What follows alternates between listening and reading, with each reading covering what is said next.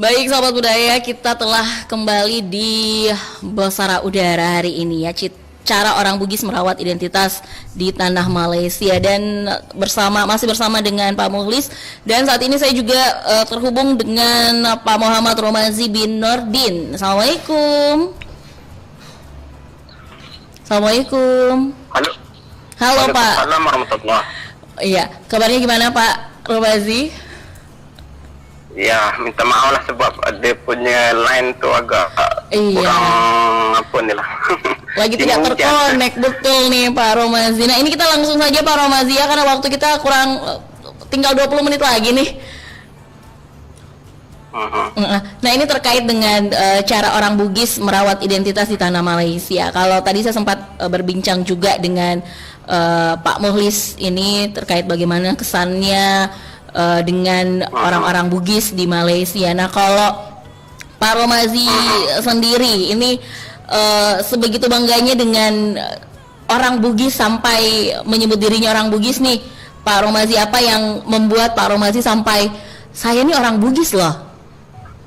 Oh, jadi bangganya saya menyebutkan diri sebagai orang Bugis. Betul. Ya, terlebih dahulu saya ingin merakamkan ucapan peragaan dan ribuan terima kasih khususnya buat Dr. Mukhlis Hadrawi dan teristimewa buat RRI Makassar kerana sudi mengundang saya dalam sesi Bosara Udara pada kali ini.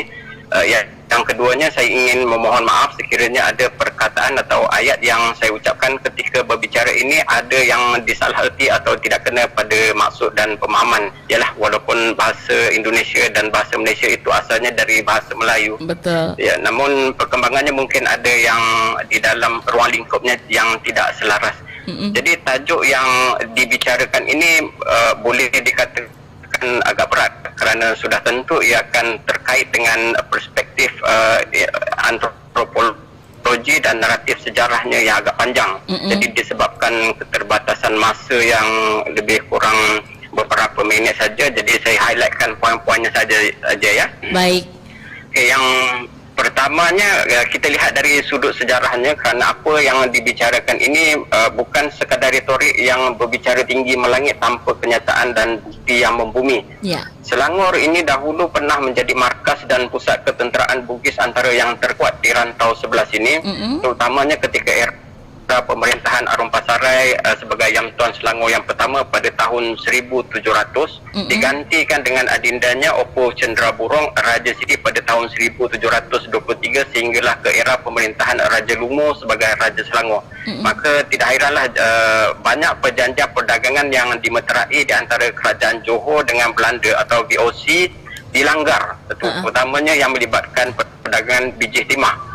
Walaupun ketika itu Selangor masih lagi berada di bawah kekuasaan kerajaan Johor, malah pelanggaran perjanjian itu berterusan pula sehingga ke kerajaan Kesultanan Selangor yang diasaskan oleh Sultan Salihuddin Ibni Opo Dain Celak pada tahun 1766 hingga era pemerintahan Sultan Selangor yang kedua, iaitu Sultan Ibrahim. Jadi tidak sekadar itu saja, banyak kapal-kapal dagang yang mempunyai kaitan dengan Belanda itu diserang dan dirompak. Orang Bugis di sini juga jelas memperlihatkan keperwiraan dan semangat juangnya yang agak tinggi kerana pernah beberapa kali berperang dengan bangsa penjajah, lebih-lebih lagi Belanda lah. Malah ditagih khidmatnya sebagai askar upahan di beberapa kerajaan Melayu yang bergolak seperti Perak, Kedah, Johor dan sebagainya. Ketika era Opo-Opo Dain lima bersaudara pun kerap kali juga mereka mendapatkan bantuan ketenteraan dari Bugis Selangor. Yang keduanya, kebanyakan raja-raja Melayu di Malaysia ini berdarah Bugis disebabkan persemendaan atau perkahwinan antara putera-puteri atau raja-rajanya lah. Dan di kalangan raja-raja Melayu yang berdarah Bugis ini, Duli Yang Maha Mulia Sultan Selangor itu lebih jelas nasab Bugisnya kerana dia direct descendant. Dalam komposisi rakyat Selangor itu pula, Bugis itu antara etnik Melayu yang agak dominan, malah menyebar luas di seluruh Malaysia. Dan yang ketiganya, saya merasa bangga sebagai seorang yang berketurunan Bugis ini adalah kerana warisan adat dan seni budayanya yang begitu unik. Sudah tentu ianya mencerminkan tahap peradaban dan ketamadunan kita yang dicapai dengan kaedah dan caranya yang tersendiri. Ada yang memang datangnya dari tanah leluhur di Sulawesi yang dibawa oleh perantau-perantau dan pedagang Bugis. Ada yang terciptanya di sini, bahkan ada yang berasimilisasi dan berubah corak. Baik dari segi pakaian, adatnya, makanan tradisi, seni tari, seni persilatan, bahasa pertuturan dan sebagainya. Saya ambil contoh seperti tarian Pakarena yang biasa saya bawakan di negeri Selangor ini misalnya. Memang saya tekankan dari segi gerak terisi, geser, pola, dan ianya lebih bersifat kepada Pakarena Tupu Saliwangang. Yang keempatnya, pada awalnya saya sendiri pun tidak mengetahui bahawa saya ini berketurunan Bugis, yang mana nenek moyang saya sudah pun ada di negeri Selangor sejak berkurun-kurun lamanya. Setelah ditelusuri salah silah keluarga, maka disitulah bermulanya rasa ingin tahu saya untuk mengorek lebih dalam lagi. Dan terungkaplah bermacam-macam kisah perjuangan, pengorbanan jasa bakti nenek moyang saya. Selain mengeratkan hubungan kekeluargaan, saya berkesempatan untuk mempelajari beberapa cabang warisan cemara yang sudah agak jarang kelihatan. Dan warisan cemara ini falsafahnya terkait dengan pohon cemara yang agak banyak tumbuh, terutamanya di sekitar pantai, muara sungai dan di kaki bukit. Seperti mana anak-anak cemara yang lain, saya juga berpegang pada ungkapan walaupun kita tumbuh bercabang dahan dan ranting, namun janganlah kita lupa yang kita berasal dari batang yang sama dan dari akar yang sama. Jadi ia menyeru kepada semangat kekitaan atau kesatuan, perpaduan. Di situ pun sudah ada pesan ataupun saling bantu dan hidup menjaga sirip. Bagi cabang kesenian yang lahir dari warisan cemara ini seperti silat cemara Bugis, di Selangor pun ada pergendangan cemara, tari zapin cemara dan sebagainya. Dan kesenian yang lain ada juga saya pelajari seperti dabus, kompang, rebana, tarian Melayu dan Bugis. Dan tidak dilupakan bersemangat dan bangganya sebagai Bugis adalah kerana saya mempunyai kenalan dan sahabat-sahabat dari Sulawesi yang sering berkongsi pandangan, ilmu pengetahuan dan minat yang sama. Dan salah seorangnya adalah Dr. Mukhlis Hadrawi yang saya kenal ketika beliau menyambung pengajiannya di Universiti Kebangsaan Malaysia. Begitu juga dengan Prof. Nayati Rahman, Dr. Hashim Mustamim, jika tidak silap saya, beliau kini berada di Samarinda, Ida El Bahra dan lain-lainnya lah. Nah, tadi sempat berbincang juga dengan Pak Mulis. Pak Mulis ada di studio nih, Pak Romazi. Nah, di sana ini masih ada mempertahankan identitas budaya. Nah, apakah ada organisasi di sana yang juga turut andil untuk menjaga ataupun merawat budaya Bugis? Untuk mengidentifikasikan diri sebagai komunitas. Betul. Tak kenal maka tak cinta. Jadi orang Bugis di Selangor, bahkan mungkin di seluruh Malaysia juga, mengidentifikasikan dirinya sebagai Bugis itu adalah berdasarkan kepada yang paling utamanya adalah nasab keturunan yang boleh kita lihat dan diakari dengan pengkajian salah silahnya. Biasanya di kalangan kami ini mempunyai naluri tersendiri atau istilah di sini yang dipanggil sebagai resek. Maksudnya mereka ini mungkin tidak saling mengenal, tetapi apabila bertemu seolah-olah di antaranya dapat merasai wujudnya hubungan dan pertalian keluarga. Maka dengan itu dapatlah mereka ini merungkaikan misteri pertalian itu. Tinggal lagi antara kenal tak kenal, renggang ataupun rapat, dan jauh ataupun dekat. Jadi mana-mana salah silah yang mungkin terputus itu boleh disambungkan. Pernah juga saya jumpa banyak waris-waris daripada opo-opo daing sendiri, daripada daing Pendalang, dan daing Lakani pun ada juga, dan banyak lagi lah. Dan dengan nama pun kita boleh tahu mereka ini Bugis. Contohnya di daerah Sabak Bernam ada satu makam namanya Raja Cinong. Cinong dalam bahasa Bugis itu jernih kan. Ada sahabat saya yang namanya Daeng Ridwan bin Bacok, itu pun nama Bugis. Begitu juga dengan pembaca berita TV3 yang bernama Kamarudin Mape. Mungkin ramai juga yang kenal. Dan di kalangan artis, walaupun namanya tidak telah bercirikan Bugis, tapi kita tahu dia ni keturunan Bugis. Antaranya Siti Nurhaliza, Lisa Suryani, kita ada Nur Aniza Idris, Raja Azura ataupun Kangku, Selina Aziz, Raja Emma, Arwah Mainan, Zahra Agus, dan ramai lagi lah. Dan selain daripada itu, di kalangan mereka ini yang masih lagi menyimpan barang-barang pusaka seperti tombak, keris dan badi, kecapi, ada geno ataupun rantai kianak yang bermata 9 manuskrip yang kita tak lama peninggalan arwah datuk dan nenek moyangnya. Ada ketikanya bila saya berkunjung ke rumah, mereka hidangkan pula makanan seperti burasak, nasu manuliku, coto Makassar, dan ada kuih-kuih seperti borongko, katiri salak dan bandang lojok. Di situ saja saya sudah tahu mereka dan keluarganya itu siapa. Di suatu majlis keramaian dan perayaan ada yang mengenakan pakaian tradisi seperti baju bodoh berkain kotak-kotak, ada berbaju jas, bersongkok boneh, ada bertanjak dengan ikatan Bugis tak balik ataupun lang patah sayap. Begitu juga dari segi pertuturan, kerana masih ada terselit beberapa perkataan Bugis dalam percakapan mereka. Jika tidak bercakap Bugis pun, ketika bersembang-sembang kosong, saya masih boleh melihat elemen kebugisan mereka yang kadang-kadang terselit pesanan orang-orang tuanya dan pantang larang yang mungkin masih lagi mereka amalkan. Dan saya lihat pantang larang ataupun pemali itu Bugis. Dan cuma ada satu keadaan ataupun situasi yang pada pandangan saya agak tidak sihat apabila ada yang ingin membandingkan atau nak tunjukkan siapa yang lebih Bugis. Contohnya jangan mengaku Bugis jika tidak pernah makan burasak. Jangan berani mengaku Bugis jika enggak bisa berbicara Bugis. Itu tidak boleh dijadikan indikator semata-mata. Jika semuanya tidak ada, maka orang ini dicap sebagai Bugis terdeng atau Bugis yang sudah hilang. Hilang sasiah dan hilang jati dirinya. Awal-awal lagi orang ini seperti sudah dibunuh dan tersisih pula dari komuniti leluhurnya. Jadi seperti di awal yang saya sentuhkan tadi, nasab dan jurai keturunannya itu harus dinilai dan harus datang dahulu untuk kita tahu bahawa dia ini Bugis. Yang lain-lainnya itu boleh dipelajari dan diwarisi sedikit demi sedikit dan itu semua bukankah satu proses pembelajaran kan? Itu pada pandangan saya lah. Pada masyarakat Bugis kita, bagaimana mereka mengidentifikasikan dirinya sebagai komunitas. Nah, Pak Romazi ini kan, Pak Romazi merupakan pengurus dari Citra Ugi. Citra Ugi ini bidangnya itu seperti apa? Apakah memberikan pengajaran terkait dengan budaya Bugis, kemudian keseniannya seperti itu? Apa yang program dari Citra Ugi itu seperti apa, Pak Romazi? Saya mengasaskan kumpulan kesenian Citra Ugi ini pada tahun 2005 atas kesedaran setelah melihat semakin ramai penggiat-penggiat seni budaya Bugis dan tok-tok gurunya yang meninggal dunia.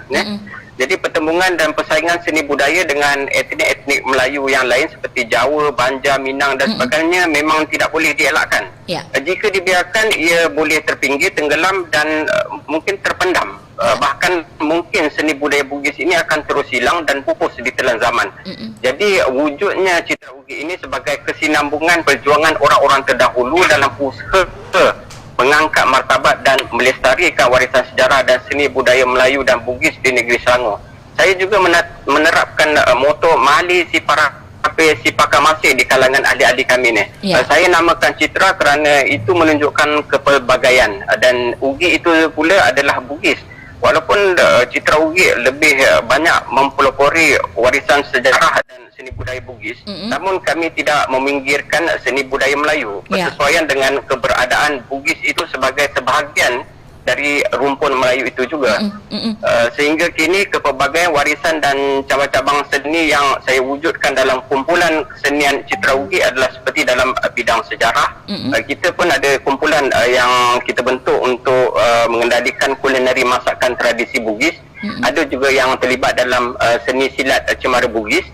Seni tari Melayu dan Bugis pun ada juga. Itu memang agak kerap lah kita mendapat permintaan untuk dipersembahkan. Begitu juga dengan muzik tradisional, perubatan herba. Saya sendiri pun pernah menjadi deklamator. Jadi kita ada satu cabang dalam puisi dan linguistik Bugis di situ dan pergendangan Cemara dan satu lagi warisan Dapur Selangor. Jadi itu antara cabang-cabang seni yang ada dalam Citra Ugi. Kemudiannya saya ingin menyentuh tentang selain daripada ahli jawatankuasa yang begitu komited, penaung citra Diraja Citra Ugi iaitu almarhum Tengku Aris Temenggung Selangor, Tengku Datuk Seri Muhammad Yusof Shah Al-Haj ibni almarhum Sultan Alidin Sulaiman Shah Al-Haj, banyak memberi sokongan dan dorongan untuk Citra Ugi meneruskan perjuangan seni budayanya. Namun kemangkatan pada awal tahun 2018 agak menyedihkan. Kemudiannya digantikan dengan yang dimulakan Tengku Datuk Dr. Jamaluddin bin Tengku Mahmud Shah Al-Haj Tengku Orang Kaya Mahavijaya Sepang. Dia Tengku Jamaluddin ni agak friendly dan banyak membantu saya dalam menggerakkan aktiviti Citra Ugi. Baik. Dari segi penyertaan Citra Ugi dalam sesuatu program dan aktiviti itu bergantung kepada apa yang ingin ditampilkan dan atas kehendak pihak penganjur itu sendiri. Di antaranya kami pernah mengadakan pameran sejarah dan seni budaya. Saya pun pernah juga ditampilkan sebagai panel forum dan bicara budaya, mendemonstrasikan masakan tradisi Bugis, membuat persembahan seni tari dan drama tari. Ada satu drama tari yang pernah saya pentaskan, tajuknya Patenum Manak Tau Uhi Riolo. Agak panjang juga lah. Pernah juga saya mendeklamasikan puisi, membuat persembahan muzik tradisional, dabus dan kompang juga pernah. Sama ada di istana, di festival kesenian tempatan untuk majlis perayaan, majlis perkahwinan dan program tirai budaya Ugi.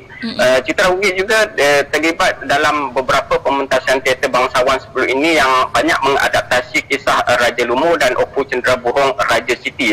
Teater yang akan datang insya-Allah sudah pun bersusun seperti Berdarah, Lakada, Hulu Balang Selangor, ada kisah tentang perang Selangor Ligor dengan Siam, dan perang Selangor dengan Johor.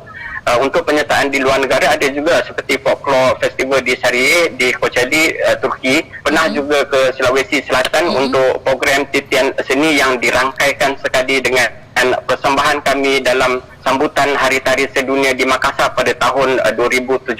Itu yang saya masih lagi ingat ya.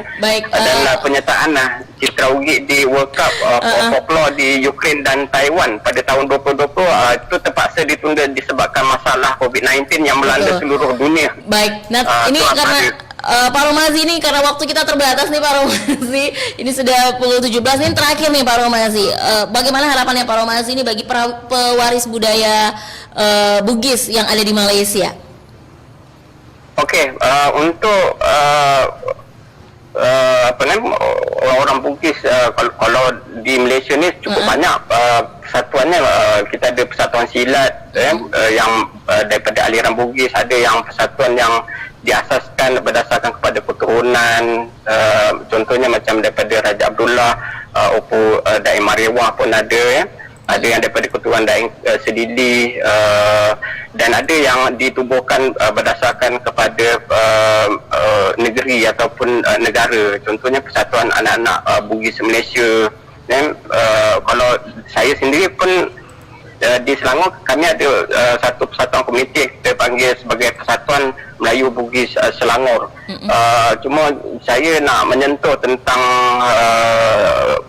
anak-anak kita ni lah sebagai pewaris budaya Bugis ni.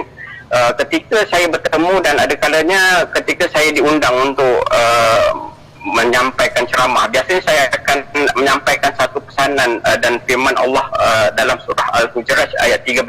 Dan kami jadikan manusia itu lelaki dan perempuan berpasang-pasangan, bersuku-suku, berbangsa-bangsa untuk kamu saling kenal mengenal. Jadi dari situ sedikit demi sedikit saya cuba meningkatkan kesedaran dan pemahaman mereka untuk mereka mengenali Bugis itu apa, Bugis itu siapa, dan Bugis itu bagaimana orangnya. Jadi berdasarkan kepada pengalaman saya dalam bidang sejarah dan seni budaya di Selangor ini, respon di kalangan generasi muda terhadap seni budaya Bugis itu boleh dikatakan agak positif. Tinggal lagi bergantung kepada minat dan bakat mereka lah. Kedua-duanya perlu dipupuk dan diberikan hala tuju yang jelas. Ada yang suka berteater, menyanyi, menari, bersilat, bermain muzik. Jadi mereka ni diajar sesuai dengan minat dan tendensi atau kecenderungan masing-masing. Baik, terima kasih Pak. Mereka ini memang saya dianggap sebagai pewaris, kerana saya dan tok-tok guru yang lain tidak selamanya hidup di muka bumi ini. Jadi mereka inilah yang kami harapkan untuk meneruskan perjuangan seni budaya yang tidak seharusnya ada titik noktahnya. Jadi peradaban, ketamadunan dan warisan seni budaya Bugis kita ini bakal tersungkur jika kita gagal mengukur adat periuk berkerak, adat lesung berdedak. Biarlah kita berlemang ketupat, bersusah payah dalam mempertahan, mengembang dan melestarikan warisan kita yang sudah tentu menjadi khazanah berharga untuk generasi kini dan generasi akan datang. Baik, terima kasih Pak Romazi kebersamaannya di sore hari ini. Semoga nantinya teman-teman yang ada di Malaysia sana tetap melestarikan dan merawat budaya Bugis. Nah, terakhir nih Pak, 1 menit Pak Mukhlis, harapannya ini terkait dengan pelestarian Bugis di tanah rantau, bisa dikatakan seperti itu. Iya, sebagai close statement ini, saya memang sangat salut terhadap kawan-kawan yang ada di Malaysia, terutama apa yang dilakukan oleh kawan-kawan Citra Ugi, terutama yang dimotori oleh Encik Romazi ini, ya. Walaupun tadi disebut sedikit saja Bugisnya, akan tetapi jiwanya besar terhadap Bugis. Ini penting dicatat. Nah, ini satu hal yang perlu dicatat bahwa ini memang perkumpulan Bugis di Malaysia itu ada memang keistimewaan tertentu yang ditunjukkan, dan itu mungkin tadi berbeda dengan komunitas yang lain, ya. Betul. Karena di Malaysia itu sebenarnya bukan saja mereka berkesenian, tetapi juga mempelajari sejarah. Betul. Jadi ketika dia mempelajari sejarah, maka mau tak mau dia akan menemukan sukma dan jiwa kebugisannya. Maka apa yang tergambar dalam dirinya itu selalu mencari siapakah leluhur dirinya, sehingga dia tidak akan pernah lepas dari konteks Sulawesi Selatan sebagai asal usul Bugis yang sesungguhnya, yakni tanah Sulawesi. Nah, disitulah mereka menjadikannya sebagai semangat, sebagai jiwa yang kuat, dan menjadi identitas mereka dengan diikuti berbagai upaya-upaya untuk menguatkan identitas kulturnya, baik pada tadi kesenian, pada makanan, kebudayaan, pakaian, termasuk bahasa. Tadi kita mendengar banyak istilah-istilah Bugis yang diucapkan oleh Romazi yang begitu begitu bagus, dan menunjukkan bahwa ada angle-angle secara bahasa itu mereka masih tanam, misalnya siri, pese, luar biasa, ya. Ya, dan inilah bagi saya bahwa orang Bugis di Malaysia itu masih mempertahankan identitasnya dengan kuat. Bahkan mungkin lebih semangat dan lebih kuat dibanding kita di sini. Betul. Demikian. Baik.